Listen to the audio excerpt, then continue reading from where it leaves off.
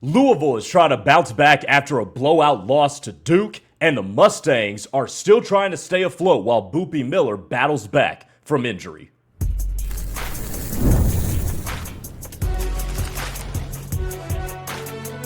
You are Locked On College Crossover, part of the Locked On Podcast Network. Your team every day.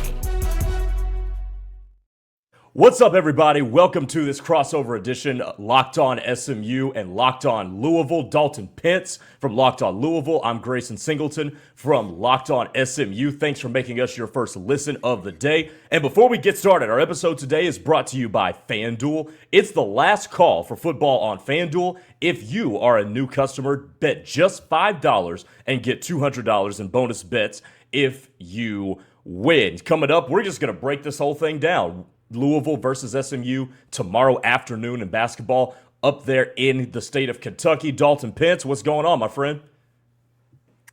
Oh, not much. Honestly, it was better before the game earlier this week against Duke, but that's why you have a full schedule. You have an opportunity to bounce back. So if you want to ask me about Saturday afternoon, about 5 Eastern time, I think I'll be able to give you a better answer. No, that's real. And SMU's been on their mini bye this week. They haven't played since Saturday, which is a really good thing for the team. But, you know, like we talked about in the teaser here, Louisville is trying to bounce back after that Duke game. And, you know, what is it with Louisville where against Duke, they just gave up a bunch of runs in both games against the Blue Devils, and then it was just lights out from there?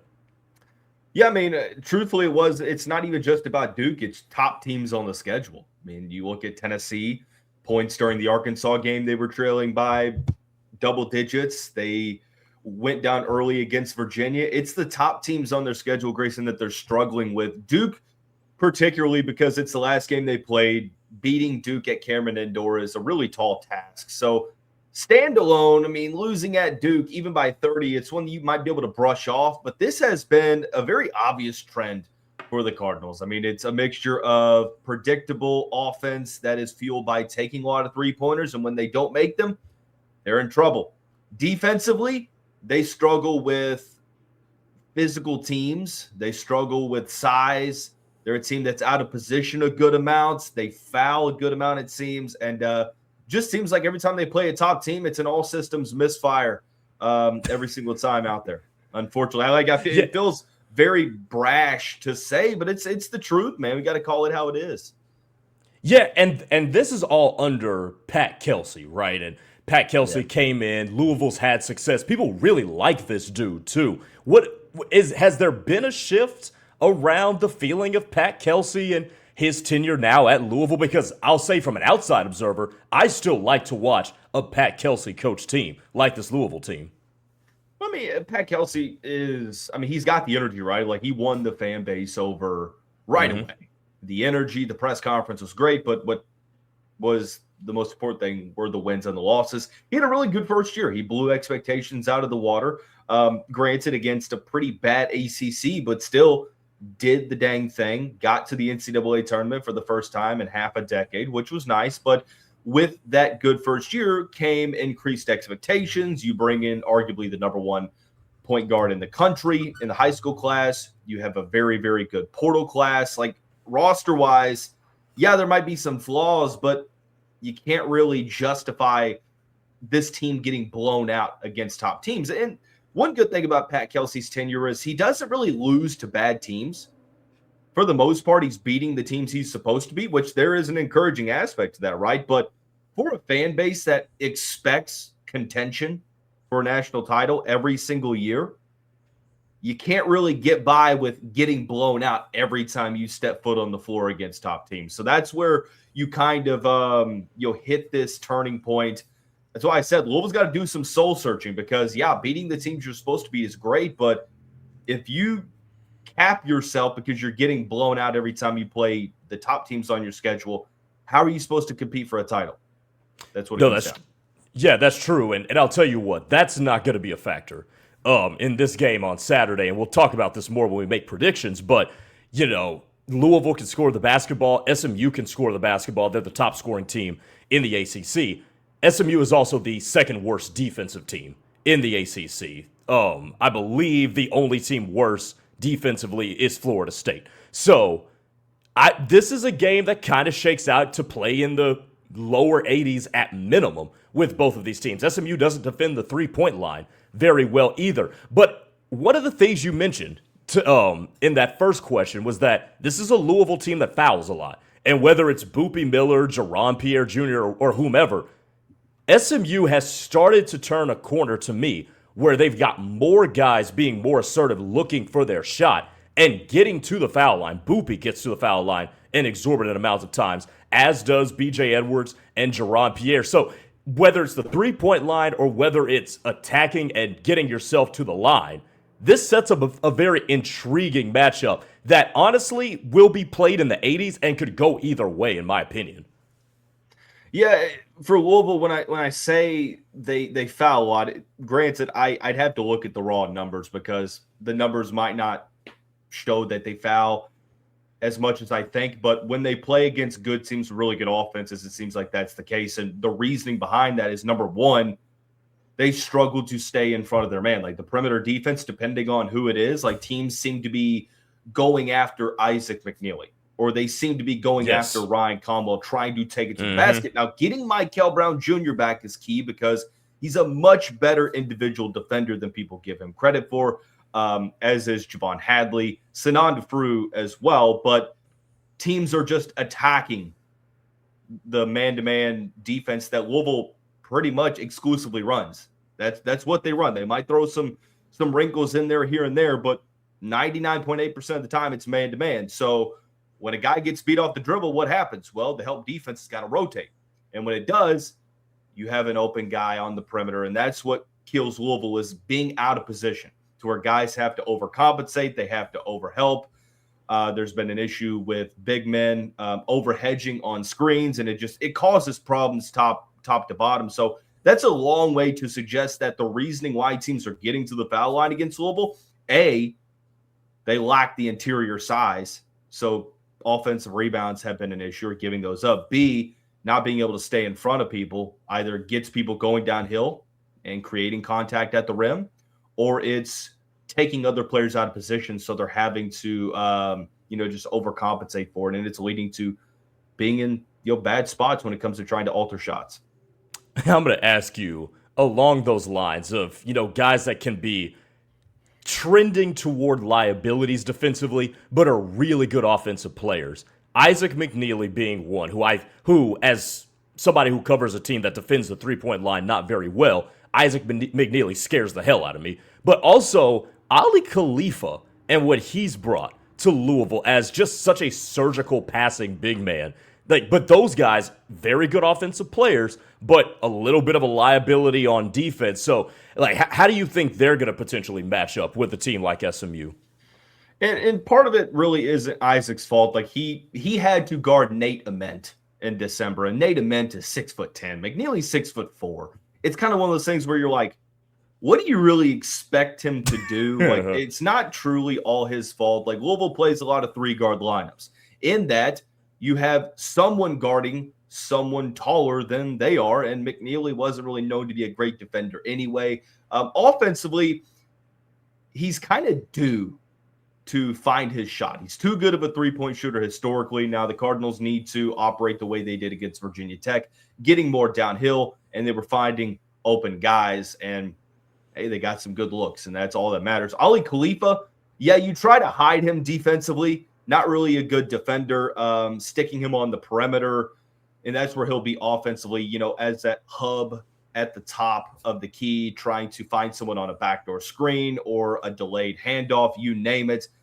They're trying to just continually throw defenses off, using motion to their advantage. Khalifa is always going to be an X factor because he's also a guy that, if you're not careful, if you sag off of him, he could put 12 points on you in the first half on 4 3-pointers. But he's also a guy that if you single him out defensively, you might need to look to who you got on the bench to maybe relieve him of those minutes. So it's always that game that you play within the game, right? Like, okay, which version of Khalifa are you going to get this game? And it really depends on the opposing personnel. I think against SMU, because of their perimeter defense, I kind of like Khalifa in this matchup, but just kind of comes down to how everyone else is playing. And it's interesting, and we'll make this point and then take our first break, but the guy that Ali Khalifa will likely be guarded by is a 7-foot dude that nobody really knows how to feel about with Samet Igatolu. And he's huge, but doesn't really have much of a bag offensively. But even defensively, he leaves a lot to be desired rebounding wise. And if you look at a guy like Ali Khalifa, who also isn't that effective as a rebounder for a guy his size. So it's a matchup of two dudes that, sure, they're a little bit skilled, but in terms of the actual big man stuff, leave the respective fan bases scratching their heads. Yeah, they're just going to go stand on the perimeter. It's what it seems like. Khalifa is most dangerous out on the perimeter.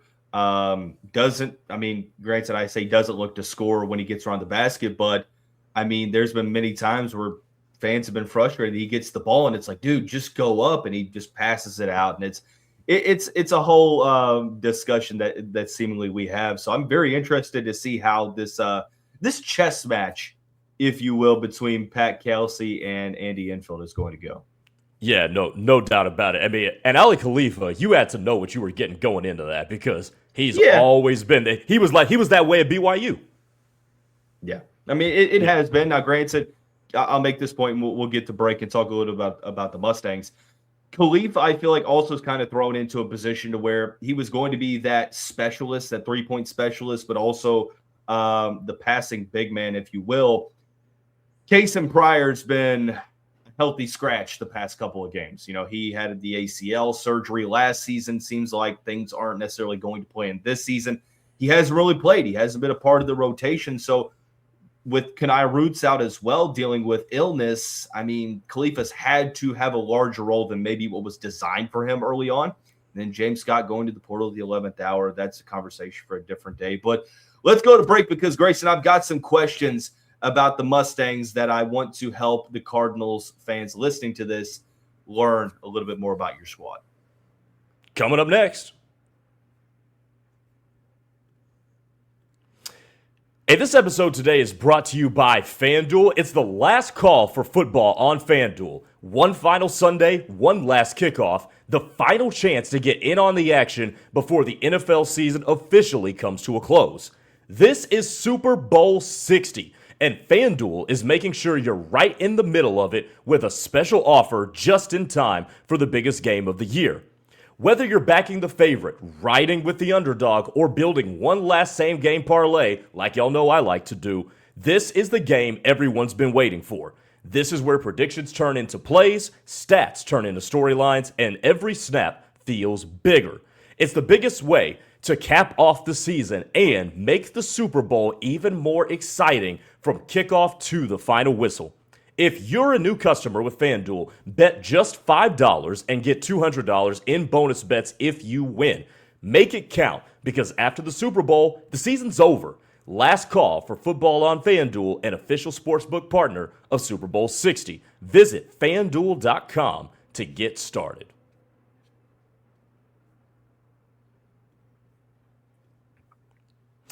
All right, welcome back to this crossover edition. Grayson Singleton with Locked On SMU. That is Dalton Pence of Locked On Louisville. And before we go any further, make sure you subscribe to the respective channels, and also check out the Everydayer Club as well. A lot of fine perks to it, including shows just like this one, ad-free on an audio feed that is compatible with Spotify, Apple Podcasts, or other major podcast distributors. So what you want to do, go to the link in our bio, or a link in the show notes, to find out about the Everydayer Club. Plus, you will get an invite to a members-only Discord server where you can hang out with other Locked On Everydayers, plus some of our hosts as well. So click the link in the show notes to learn more. It's $5 a month or $50 for the entire year. So make sure you tap in with us at the Everydayer Club. All right, Dalton Pence, hit me with what you got about SMU, man, because this has been a kind of an interesting season for the Mustangs.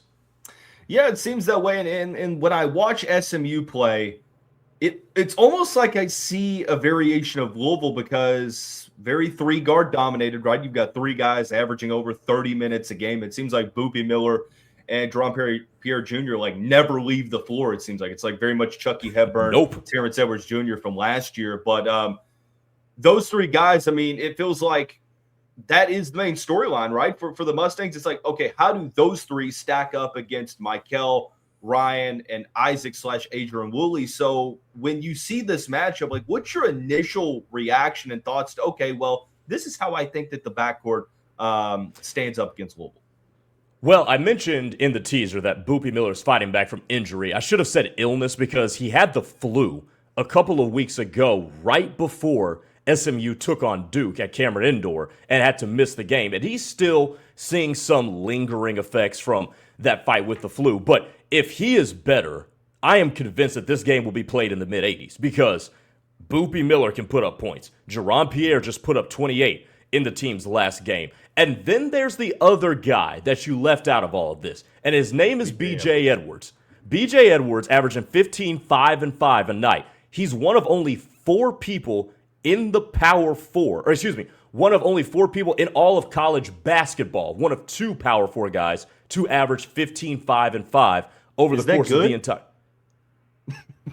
Hey man, he's had quite the impact, man. So and he's kind of like you just articulated. He's kind of the guy that people sort of forget about because Jaron Pierre is the reigning Sun Belt leading scorer after he transferred from Jacksonville State. Boopie Miller is who Boopie Miller is, but that three-guard lineup, like you mentioned, like what Louisville runs, is pretty lethal, and it's gotten better defensively as well, especially with B.J. Edwards. So, they're all very assertive, and they're turning a corner to where they're all assertive at the same time in terms of getting to their spots, getting their shot where they need it to be. And that's what's making SMU's offense pretty lethal and even more dangerous than it was at the beginning of the year.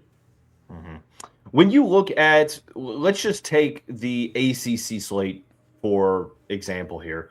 Looking at when January turned around, I'm not even going to throw Duke in there because, I mean, it was a very, very close game. You didn't have Boopie Miller. But let's take a look at, per se, that Virginia game and the Clemson game as well, because those are close losses as well. Like, what do you point to? Say, okay, yeah, you're playing good teams, but why did SMU lose those games? Is there a correlation between something? So, hey, look, when SMU loses, this is why. The Clemson, Duke, and Virginia games, they lost all for three different reasons. So there's not going to be a correlation. I mean, there's also something to be said about that, right? So there's not something that it feels like is like a main issue that recurs over and over. Exactly.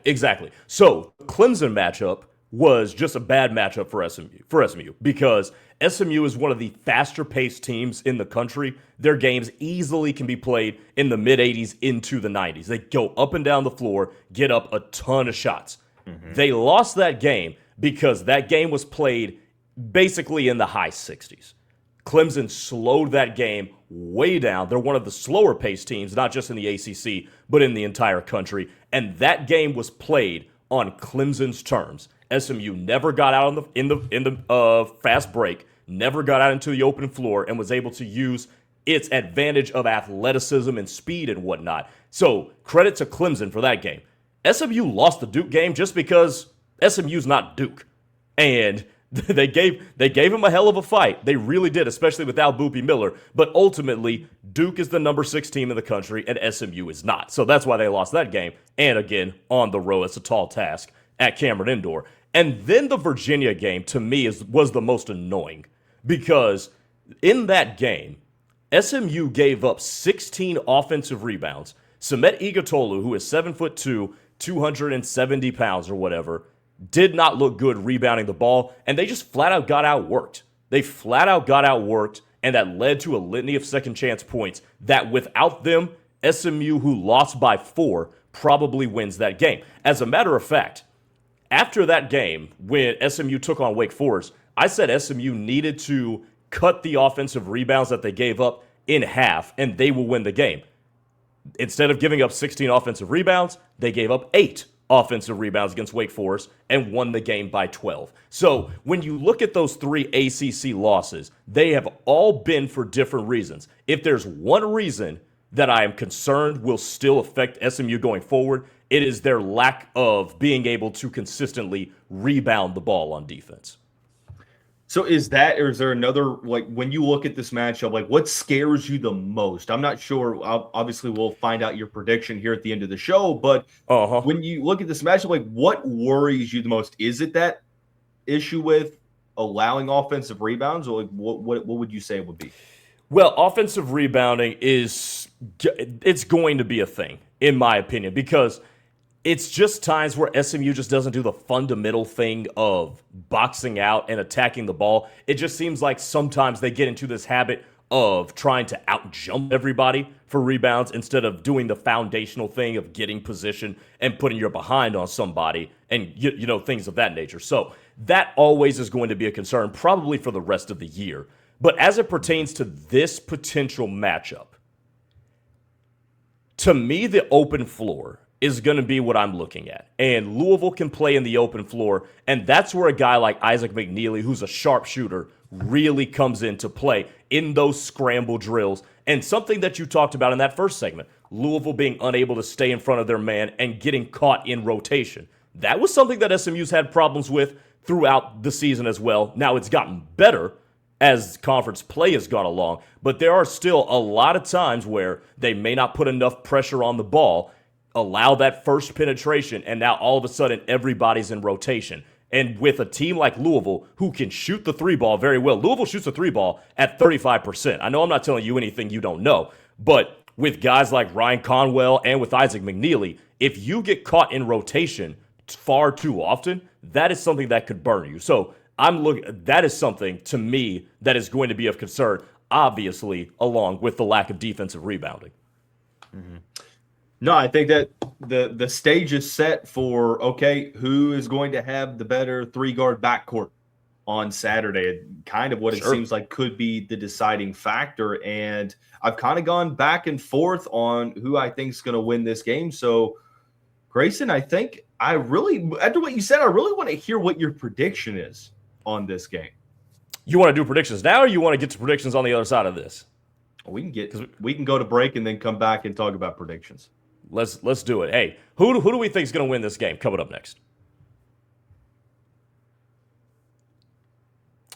This is Mazda's moving the game forward for those who know that there's more to a score than what's on the screen, and those who can show it as well.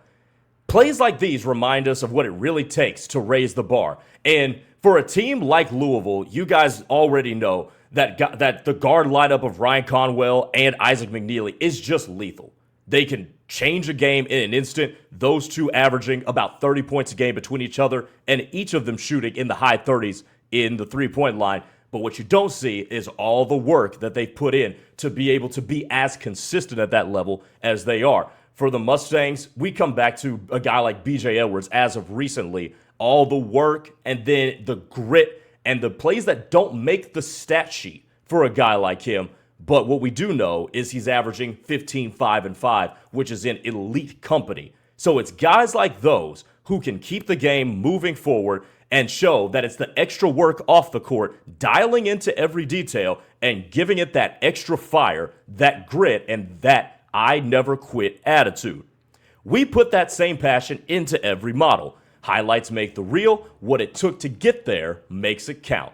There's more to a Mazda because there's more to you.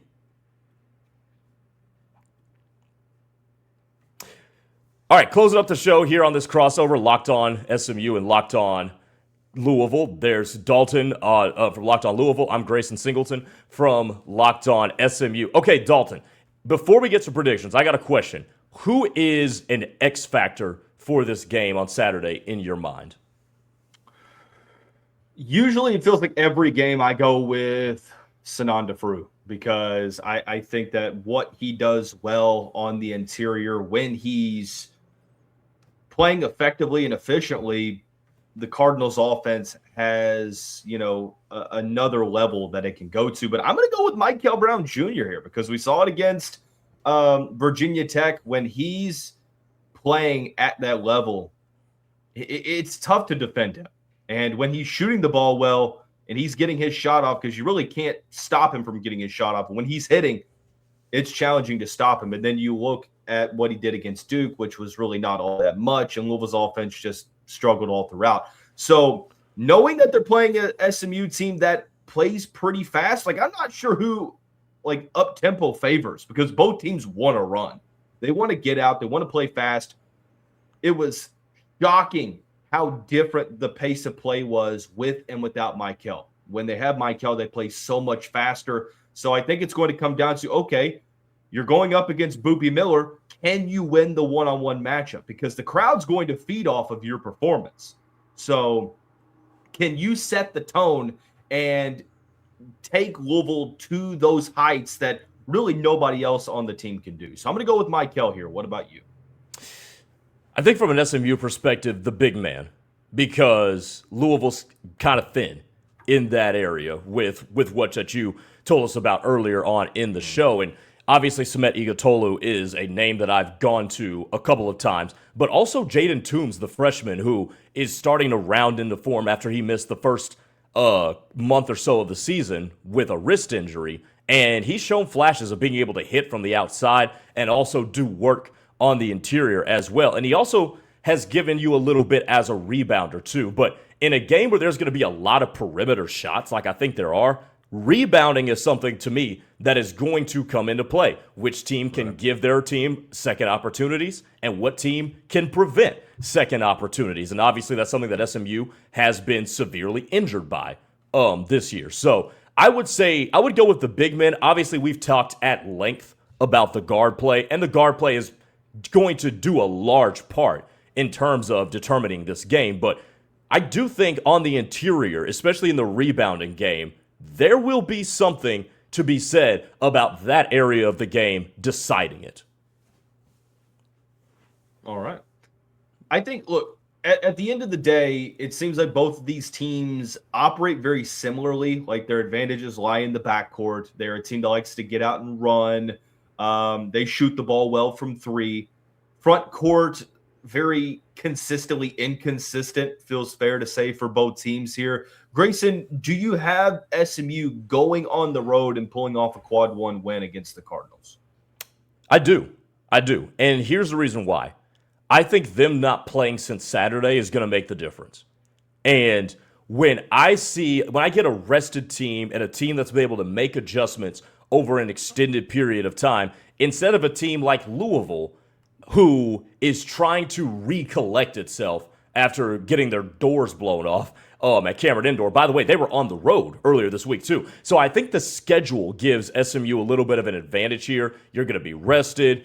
Boopie Miller obviously will have more time to get over the lingering effects from the flu. So I do think as long as they play in an up-tempo style game, the rest is going to really help them and allow them to really hone in on and improve some of the areas where they've been lacking: on-ball defense, rebounding, and preventing second opportunities. So I'll go SMU. I'll go SMU something along the lines of 90-87, somewhere in that range, because I think there's going to be a lot of possessions. There are going to be a lot of shots in this game.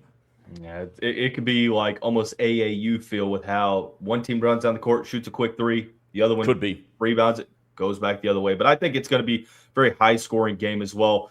Thankfully, Louisville did play earlier this week, and it was on Monday versus like Wednesday or Thursday. So, yeah, you had the quick turnaround from Saturday to Monday, which was interesting. But you do have 5 days off in between the game, which is nice, or 4 days off, including the game day. So for the Cardinals, like you said, they got absolutely demoralized on Monday. This was not even a game into the first media timeout of the second half, and Duke just piled it on them. And anytime you have one of those types of games, especially in January, where everyone already thinks that you're going to have that type of game, and then you just confirm that you're going to do that, it's demoralizing. So I made it a point of emphasis on the last show to say that the Cardinals got to look in the mirror. They've got to do some soul searching. Not only Pat Kelsey, but the team in general. You got to play physical. You got to play strong. For Pat Kelsey, you got to put your guys in the right positions to succeed and be able to make those adjustments like you did last year. So this is a great opportunity for Louisville to get like a borderline quad one victory. I mean, SMU currently, as we're recording this on Thursday afternoon, they're 31st in the net. So if they can somehow have a good end of the season and get into that quad one victory mode, look, both of these teams could definitely use another Q1W. But I'm going to go with Louisville here. I went back and forth. I really respect this Mustangs team. I've respected Andy Enfield as a coach ever since the Dunk City days at FGCU. It's going to be high scoring. I'm looking at it from like a 95-91. I think it could very well be one of the highest scoring ACC games of the season and might not even go to overtime. I just think these are two teams that score a lot of points and they don't prevent others from doing so. So I'm going to go with Louisville here. Went back and forth, but I'm going to go with the hometown team here because it seems like the Cardinals, even against good teams, they tend to handle their own at home. Hey, being at home, desperation, I can see it, especially when you got to recollect yourself after a loss like that. Yeah. Yeah, no doubt about it. Hey, Dalton, appreciate you doing this. I know you got to get out of here, brother. Appreciate it. Talk to you soon. Thank you. Glad to collab again. I'm hoping that it's a better result than the football game from a couple months ago. Dog, we never even got to talk about that. But that, we don't really need to talk. Do you really need to talk about it? I mean, it's such in the past. I mean, okay, the past is behind us. Hey, and I mean, I will say it took a little bit of the steam out of the game with both the running backs not playing and Miller Moss having that foot injury in the week leading up. Like, what's kind of going to happen, right? We turned the page pretty quickly day after the game, so. I believe it. Hey, appreciate y'all making us your first listen of the day. Hey, make sure you check out our Everydayer Club as well, an ad-free version of shows just like this, compatible with all major podcast distributors, plus access to a members-only Discord channel with the Everydayer Club for only $5 a month or $50 for the entirety of the year. That's Dalton Pence of Locked On Louisville. I'm Grayson Singleton. We'll talk to you guys next time. Thanks for making us your first listen of the day. Have a good weekend, everybody.